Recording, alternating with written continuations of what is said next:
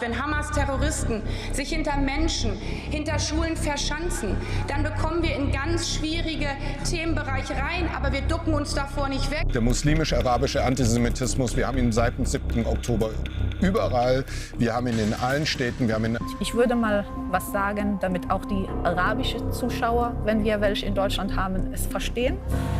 Und das wäre Kul Kalb Vigiomo, auf Deutsch, jeder Hund bekommt seins, obwohl Sinua war vielleicht eher eine Ratte als ein Hund. Mit Blick auf die pro-palästinensischen Demos in Berlin haben wir schon ausreichend Begründung für eine echte Abschiebeoffensive und vor allem für die konsequente Anwendung des Ausweisungsinteresses des Staates. Und die Diensthunde einzusetzen ist genau richtig. Ich gehe sogar noch einen Schritt weiter.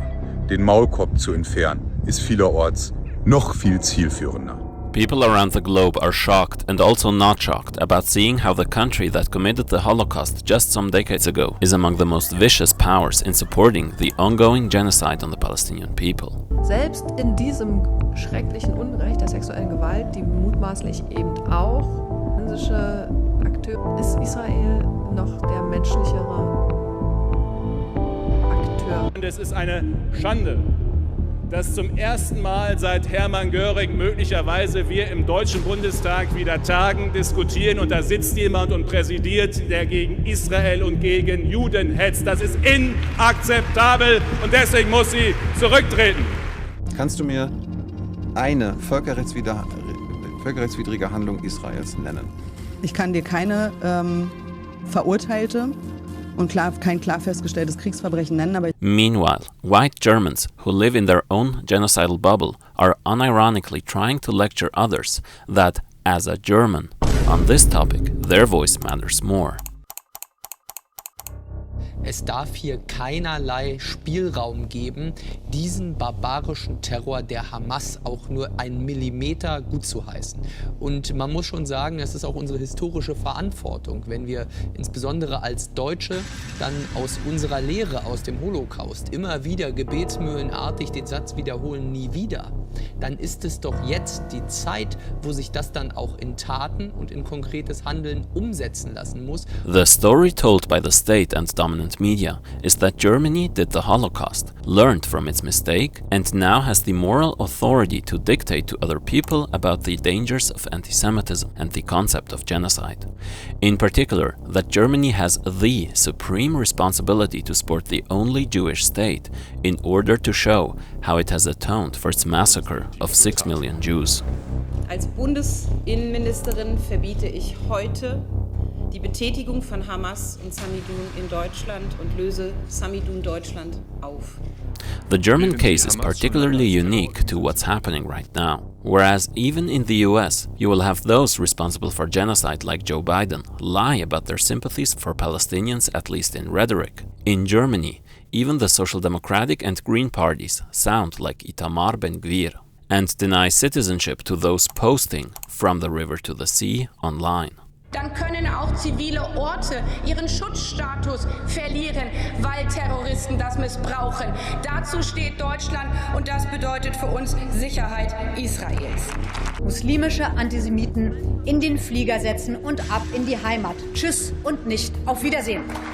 Dass selbst ein Teil der Grünen inzwischen AfD-Position übernimmt, das nennen wir eine Zeitenwende.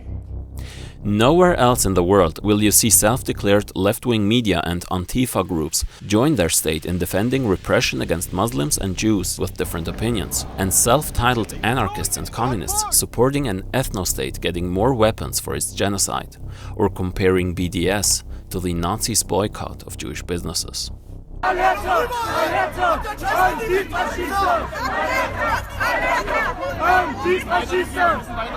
Even liberal voices around the world are astounded by Germany's unhinged genocidal support and internal repression. The Dissent magazine calls the situation in Germany Zionist McCarthyism. An American Jewish liberal philosopher who teaches in Berlin and who just a while ago celebrated Germany's fake memory culture, says the Social Democrat and Greens-led coalition government is somewhere to the right of AIPAC. However, most people don't know about the real history of why the German state is so committed to Israel, and it is more disturbing and obscene than you think. Most are not aware of the fact that the US rose to become Israel's biggest supporter only after 1967, and that before, it was the West German state, led by former Nazis in virtually all of its institutions, that enabled the establishment and continued existence of the Zionist settler state.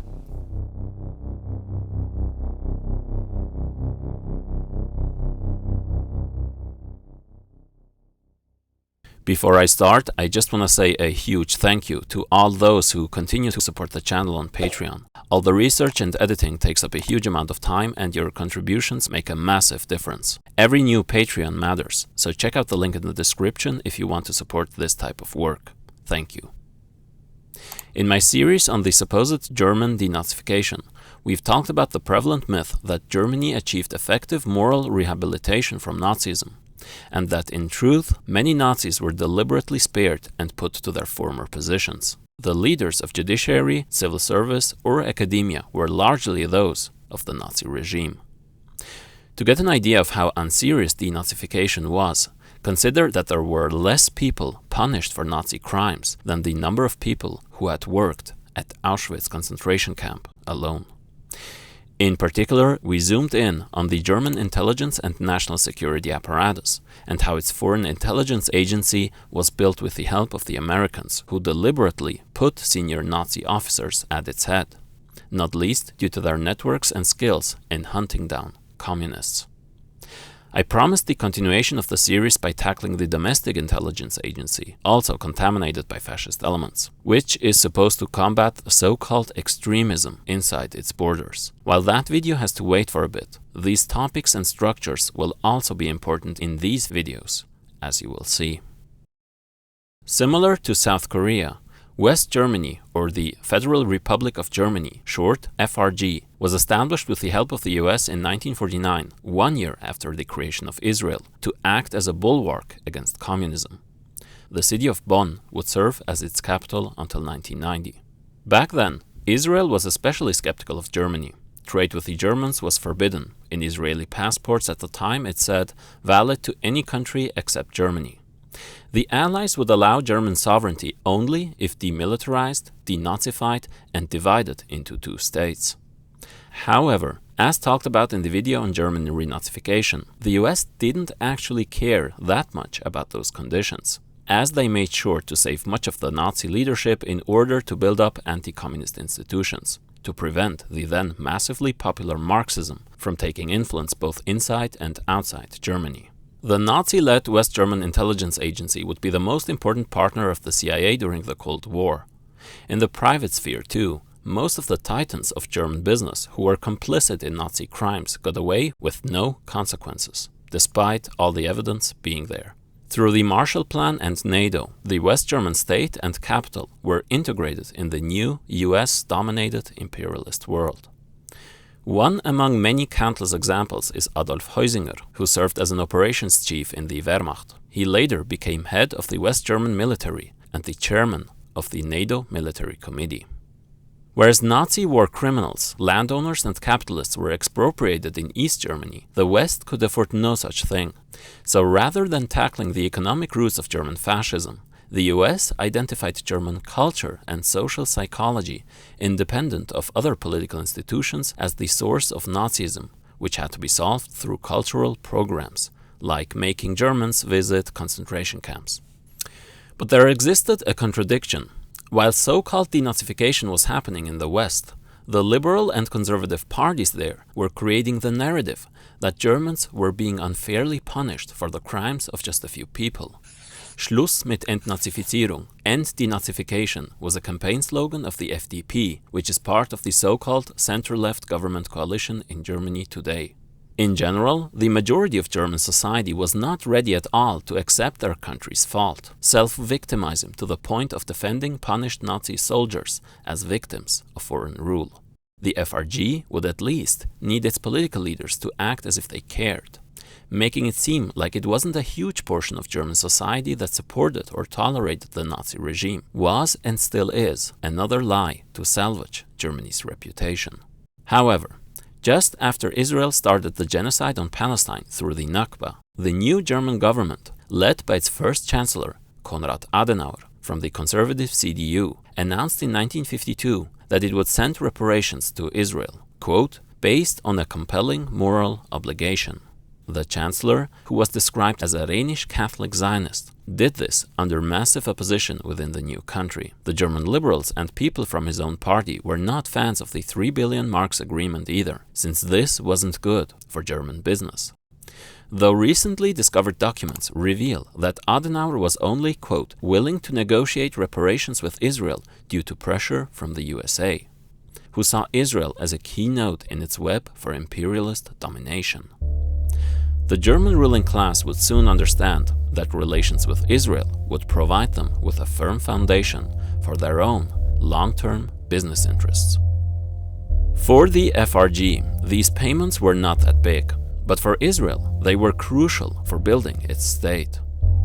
Most people don't know that significant US military support would only start from 1967. For Israel, it was the West German money that enabled them to build its domestic military industry and its settler structure in general.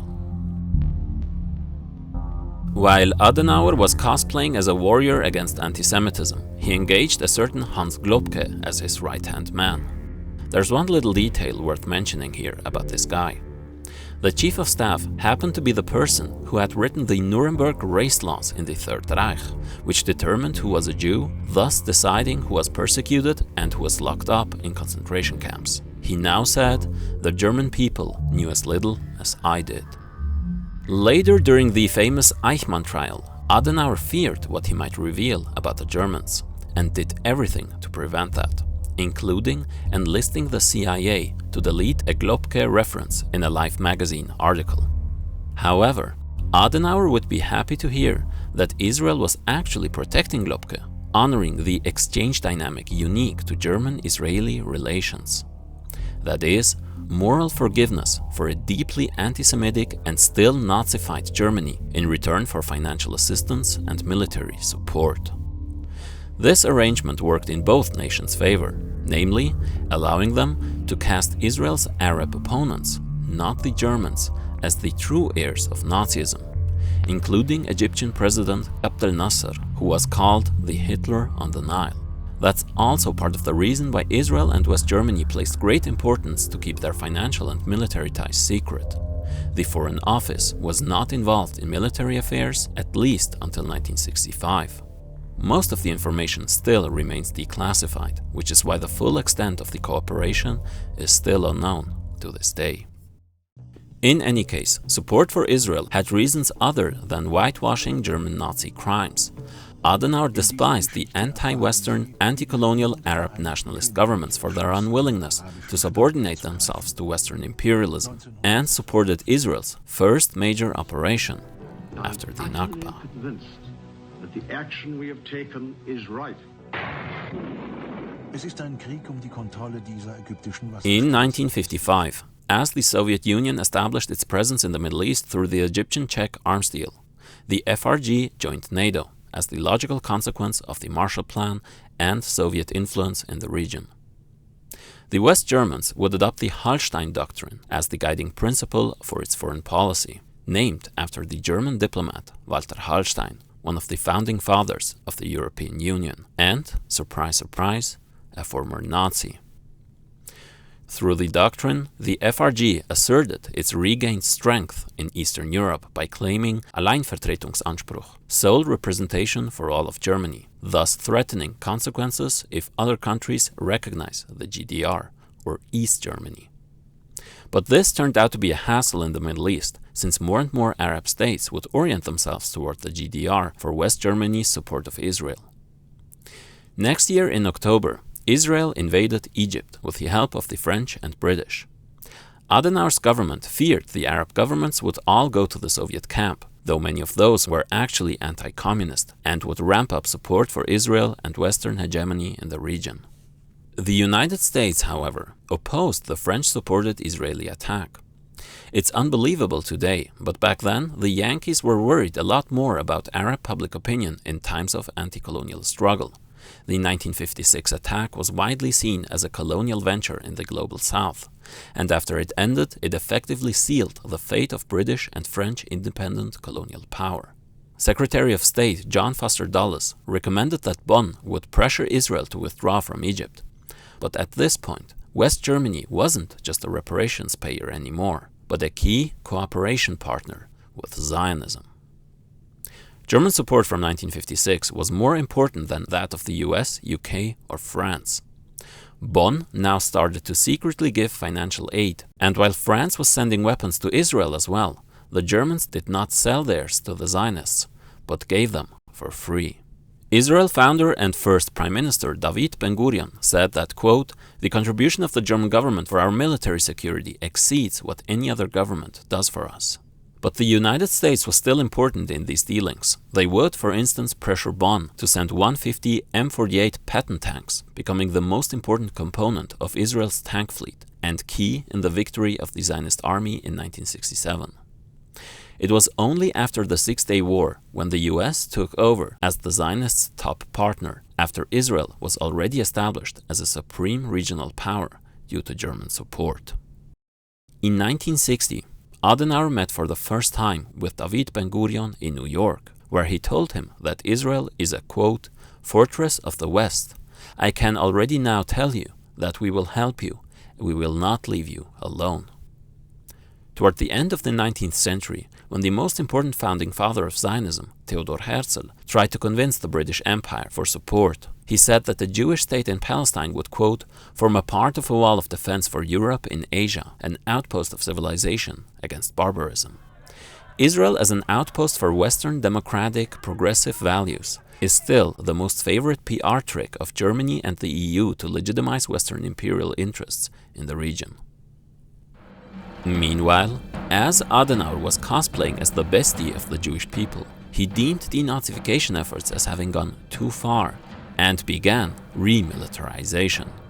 The US, needing strong military allies in its war on Korea and rising communism more broadly, now deemed denazification as counterproductive and agreed that the main culprits had already been persecuted. US President Eisenhower, who had previously called the Wehrmacht soldiers Nazis, would suddenly change his opinion, perpetuating the clean Wehrmacht myth, and supported the rearmament efforts to strengthen the German army with former Nazi officers with knowledge of how to fight communists. Israeli intelligence didn't want to miss out on these attractive hiring prospects either, of course, and recruited former Nazis as well. These would, for instance, help them gain intel on Arab countries. Among them, infamous SA and former Waffen-SS commander Otto Skorzeny, who had been responsible for the killing and deportation of countless Hungarian Jews and now became an agent of the Mossad. While passing a decree to prohibit communist organizing inside West Germany, the Adenauer administration started to pass amnesty laws, reducing the sentences of around 800,000 people or even setting them free, including thousands of SA, SS, and Nazi Party members. Ironically, from 1960, just after the Federal Republic of Germany re-Nazified its state institutions, it became the most important supplier of military hardware to Israel. The alliance would enable Bonn to restore its, quote, international standing. It could now recast its image by portraying itself as being at the forefront to fight what they saw as the new Nazis, the Arab nationalists. In the next part, we'll see how the German state started consciously subcontracting its fake, supposed Nazism guilt to Arabs and Muslims inside and outside Germany.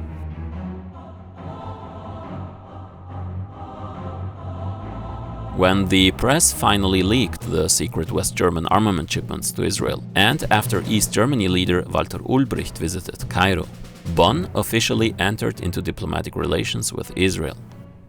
By then, Adenauer was not in office anymore, but he continued to stress the importance of Israel for West German geopolitical interests. More interestingly, the former chancellor stated another reason, which today is rarely mentioned in German discourse. Quote, "Furthermore, the power of the Jews, even today, especially in America, should not be underestimated." What's nowadays considered rightfully as a no-go was a normal sentiment in German media back in the 60s. This was part of a strategic philo-Semitism that flourished in Germany at the time. Combining anti-Semitic stereotypes with a sentimental image of Jewish people, often awakening dormant German fantasies, served to crudely invert the anti-Semitism prevalent in Germany to now zealously legitimize support for the Jewish state, and, as a German Jewish political scientist described, to substitute a genuine act of understanding, regret, and improvement. A West German delegation to the Eichmüller trial reported fawningly at, quote, the novel and very advantageous type of the Israeli youth, who are of great height, often blonde and blue-eyed, free and self-determined in their movements, with well-defined faces, showing almost none of the features which one was used to view as Jewish. The biggest German newspaper, Bild, figured Israelis to Aryan warriors, proudly comparing Israeli defense minister during the Six-Day War, Moshe Dayan, to the Nazi army's national hero, Erwin Rommel. 50 years on, such comparisons now seem jarring. At the time, however, the FRG still referred to the atrocities as crimes committed in the name of the German people. German society largely viewed itself as a victim, with no guilt attributed to the Wehrmacht.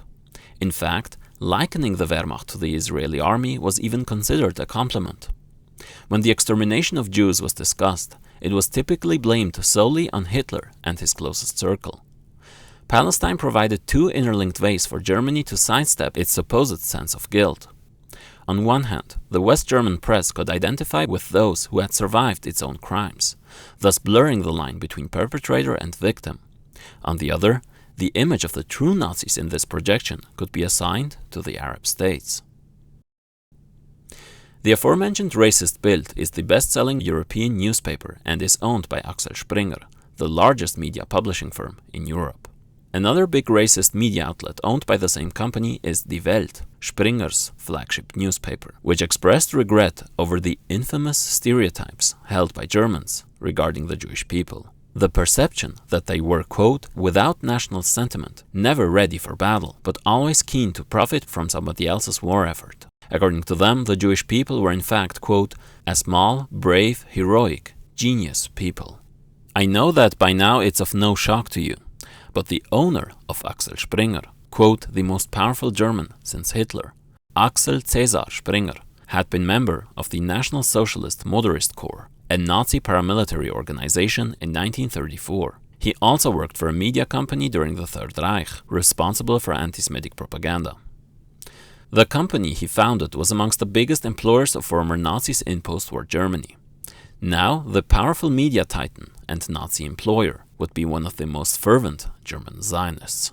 Today, the racist news company requires new employees to accept Israel's right to exist, and continues to support and benefit from genocide, while vilifying Palestine activists as the new Nazis. The paradoxical stance of both latent anti-Semitism and zealous philo-Semitism was glued together through anti-communism, which made Adenauer see Israel as a key asset in the crusade against the Soviet Union and the increase of the European left's strength of 1968. Which, among other things, was fueled by the 1967 war, Vietnam, and Algeria's liberation struggle. West Germany's propaganda of aiming to pay back the Jewish people now was even more visibly hypocritical, as a certain Kurt Georg Kiesinger became German Chancellor from 1966, the guy who had been a Nazi Party member from the very beginning. In general, if we talk about a powerful West German dude in the Cold War period, you just need to assume Hitlerite connections unless proven otherwise. Kiesinger would accelerate the reintegration of Nazis and would successfully campaign against the banning of the NPD, a neo-Nazi party that exists to this day. But things didn't go as expected. In the 70s, the government in Bonn sought closer relations with the Arab oil-producing states due to rising energy demands. The Arab states had imposed an oil embargo on states that supported Israel in the 1973 October War, resulting in many Western governments to suddenly reconsider their diplomatic approaches in the Middle East. It's interesting to see how shifting capitalists' needs and constraints resulted in a softer West German stance on Palestine. But even here, Bonn's foreign policy was to the right of the average European position at the time, which was to give concessions to the PLO and accepting a two-state solution, as France, Austria or Italy did. And if that was even possible, the SPD would, from now, only move further to the right. However, this state of affairs shifted again when a CDU man was elected as chancellor in 1982, Helmut Kohl. His administration immediately launched a neoconservative initiative aiming at reviving German nationalism and freeing its foreign policy from historical restraints, that is, from the shadow of Nazism. So you can guess what his CV looks like. In 1984, the Chancellor, who had been himself a member in the Hitler Youth, articulated this shift in a controversial speech to the Israeli parliament, where he referred to the Gnade der späten Geburt, grace of late birth, hinting at a new generation of German leaders, unburdened by the Nazi legacy. Ironically, one among the people within his delegation on this trip was Kurt Ziesel. And what will you find if you look into this guy's past? Nothing. Just that he had been a full-fledged Nazi who then made a career as an open fascist journalist after the war. But the Chancellor's approach to making peace with the past would be most clearly visible not in Israel, but in Germany, on May 5th, 1985, in Bitburg, a day that led Ronald Reagan to a grave political crisis. On the 40th anniversary of Nazi Germany's defeat, in a shared American-German ceremony, the political leaders visited the cemetery where Wehrmacht soldiers were buried, along with them 49 members of the Waffen-SS, who had participated in one of the worst massacres in occupied France. Due to the resulting outrage, they added a visit to the Bergen-Belsen concentration camp to the program on the last minute. While most US senators opposed Reagan's visit in Germany, it was only the German Greens that opposed it in the parliament, though they too would soon turn into Netanyahu-level Zionists.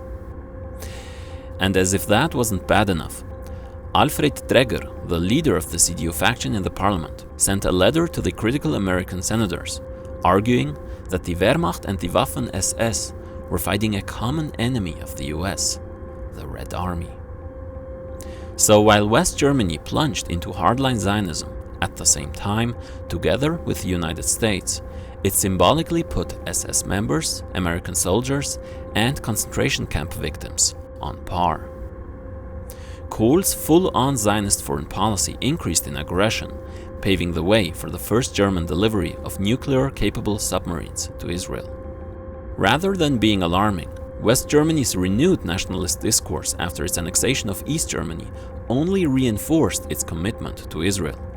From now, Germany sought to proudly recreate its image as a powerful, unified country, far removed from its Nazi past. After East Germany was incorporated into the West German structure in 1989, fears about a renewed, big German nationalism rightly came up again. The anthem being sung in the parliament, flag-waving Germans, anti-migrant violence was on the rise, and the fall of the wall brought the punishment of Germany after World War II to an end. However, proud German nationalism, as we have seen, has already been there before the 90s. The question now was how to transform German propaganda to soothe the fears of a renewed German power regaining its top position within European imperialism. And the answer was both absurd and terrifying. In a crude, paradoxical way to resolve the dilemma, and this is no joke, Germany now portrayed its pride on how it successfully confronted its past. The unhinged support for Israeli settler colonialism now became firmly embedded as the German state's reason of being. One German historian who was a key figure behind the newly opened Berlin Holocaust Memorial would say, quote, "Some in other countries envy the Germans for this memorial, and that it restored the Germans' ability, quote, to walk upright." Importierter Hass, Antisemitismus auf Deutschlandstraßen. Wir haben es hier mit einer extremen In the next part, we will look at how Germany managed to turn its self-proclaimed guilt into a genocidal weapon of rejuvenated German imperialism. We will talk about the history of the so-called Staatsräson and how the so-called left was at the forefront in abusing the genocide on the Jewish people to serve the needs of an increasingly brutal militarized, reactionary capitalist regime. In particular, how the escalatingly repressive state, instead of actually learning from its dark history, weaponizes it to demonize and oppress yet another minority through the current dominant tool of Western imperial divide and conquer strategy: Islamophobia.